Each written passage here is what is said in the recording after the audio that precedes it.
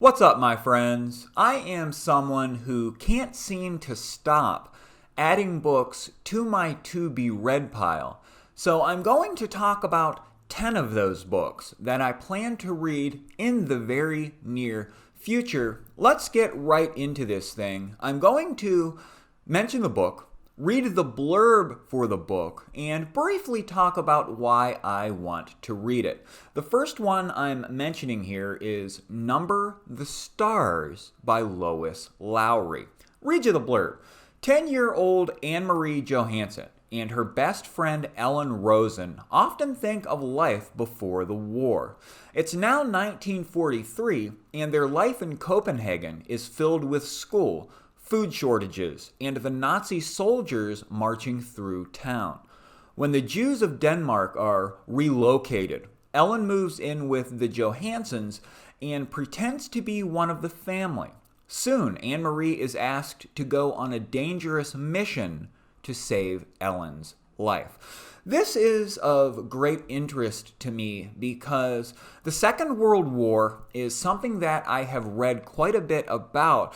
And this seems to be a tale about friendship and risk. And I know it was a required reading book when I was in school, and I chose not to read it. This is a YA book that is going to be a really fantastic read, I think, and I'm totally in for it. Next up is Rebecca by Daphne du Maurier. The blurb goes something like this.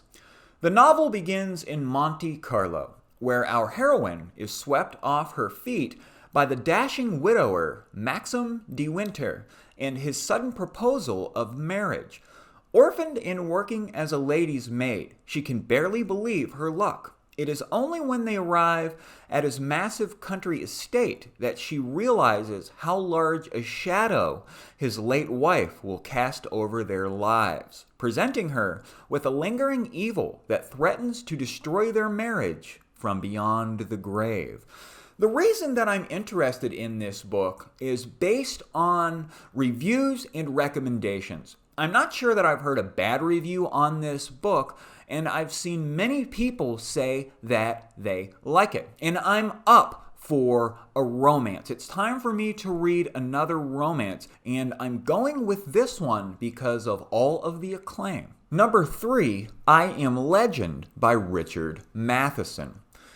Robert Neville is the last living man on Earth, but he is not alone. Every other man, woman, and child on the planet has become a vampire, and they are hungry for Neville's blood. By day, he is the hunter, stalking the undead through the ruins of civilization.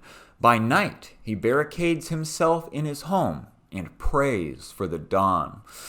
I am into this book because it was originally put on my radar by the movie made with Will Smith. This book has also got a lot of great reviews. I've heard a lot of great things about this one, and I'm up for this kind of adventure, so I'm totally committed to reading this book this year. Next up, The Help by Kathryn Stockett. 3 ordinary women are about to take one extraordinary step. 22-year-old Skeeter has just returned home from graduating from Ole Miss. She may have a degree, but it's 1962, Mississippi, and her mother will not be happy till Skeeter has a ring on her finger. Skeeter would normally find solace with her beloved maid Constantine, the woman who raised her, but Constantine has disappeared and no one will tell Skeeter where she has gone. Aibileen is a black maid, a wise, regal woman raising her 17th white child. Something has shifted inside her after the loss of her own son, who died while his bosses looked the other way. She is devoted to the little girl she looks after, though she knows both their hearts may be broken. Minnie, Aibileen's best friend, is short, fat, and perhaps the sassiest woman in Mississippi. She can cook like nobody's business, but she can't mind her own tongue, so she's lost yet another job. Minnie finally finds a position working for someone too new to town to know her reputation. But her new boss has secrets of her own. Seemingly as different from one another as can be, these women will nonetheless come together for a clandestine project that will put them all at risk. And why? Because they are suffocating within the lines that define their own town and their own times. And sometimes lines are made to be crossed. In Pitch Perfect Voices, Catherine Stockett creates three extraordinary women whose determination to start a movement of their own forever changes a town and the way women, mothers, daughters, caregivers, friends view one another. A deeply moving novel filled with poignancy, humor, and hope. The Help is a timeless and universal story about the lines we abide by and the ones we don't. I'm into this book because it has a Goodreads rating of 4.47, which is really high. Most of the people that read this book give it a 5-star rating. It sounds like it could be a really engrossing, tear-jerking kind of drama, and I'm really looking forward to this one. A Clockwork Orange by Anthony Burgess. In Anthony Burgess's influential nightmare vision of the future, criminals take over after dark. Teen gang leader Alex narrates in fantastically inventive slang that echoes the violent intensity of youth rebelling against society.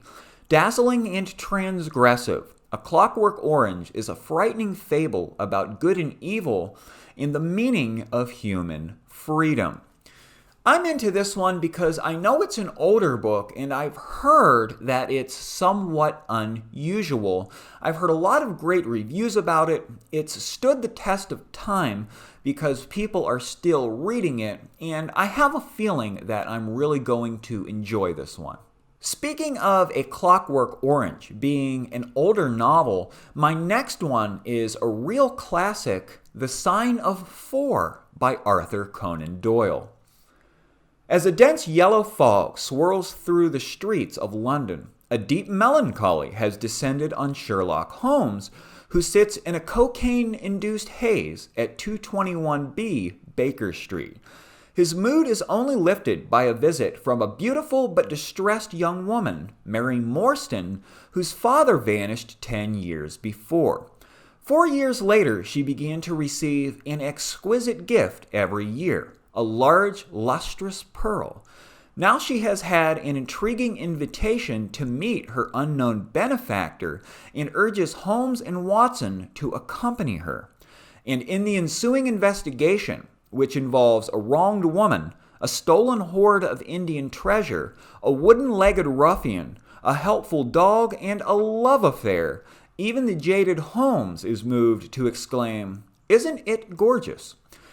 I'm looking forward to this book because I loved the first installment in the Sherlock Holmes series. I recently finished A Study in Scarlet, Book 1, so this is the next novel in the 4 novels that are the Sherlock Holmes novels. I'm going to read them all, and then I'm going to read every one of the short stories because of how impressed I was with A Study in Scarlet, so I'm certain that this one is going to be a real joy. Lonesome Dove by Larry McMurtry. A love story, an adventure, and an epic of the frontier, Larry McMurtry's Pulitzer Prize-winning classic, Lonesome Dove, the 3rd book in the Lonesome Dove tetralogy, is the grandest novel ever written about the last defiant wilderness of America. Journey to the dusty little Texas town of Lonesome Dove and meet an unforgettable assortment of heroes and outlaws, whores and ladies, Indians and settlers. Richly authentic, beautifully written, always dramatic, Lonesome Dove is a book to make us laugh, weep, dream, and remember.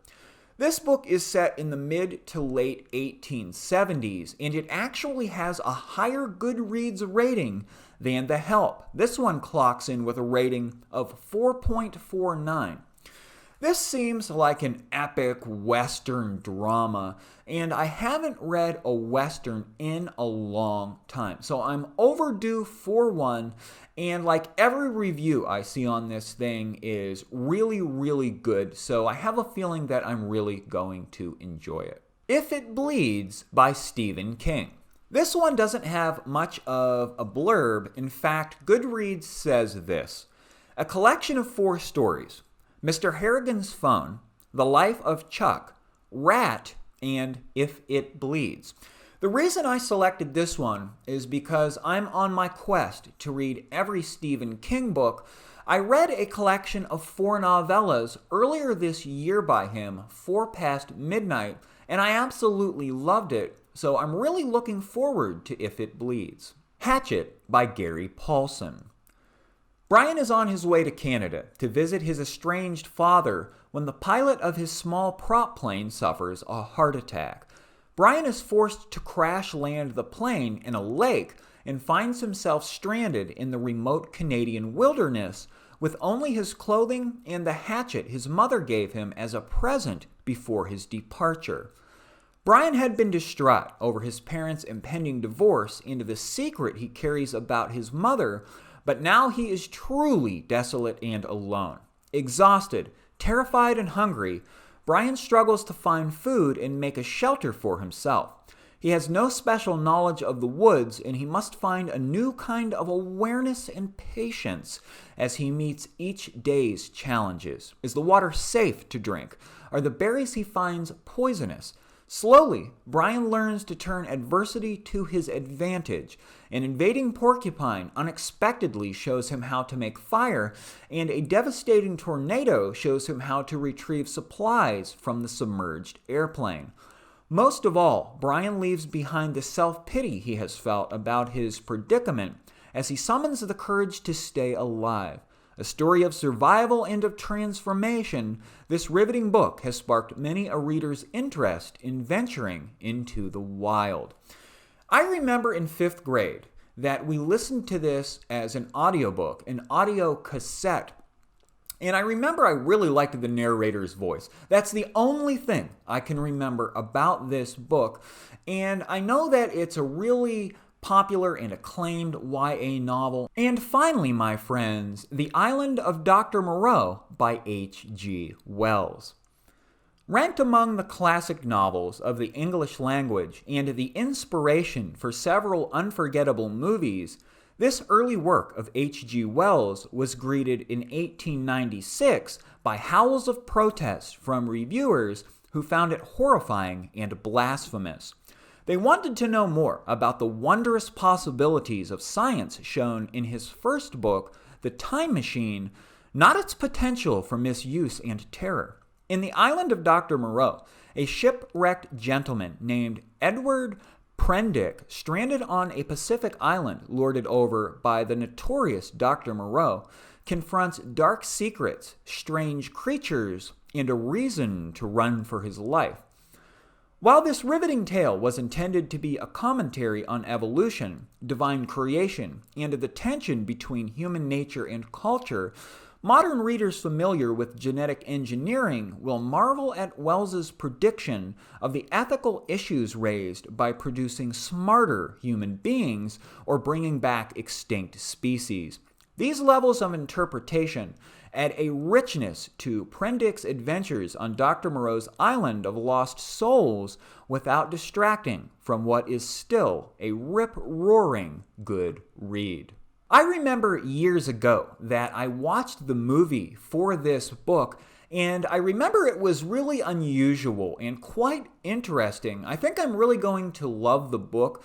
I read The Time Machine earlier this year and was absolutely amazed by it. I thought it was an excellent piece of classic fiction, and that contributes to the reason that I want to read this book. Well, there you go, my friends. 10 books on my to-be-read list that I intend to read in the near future.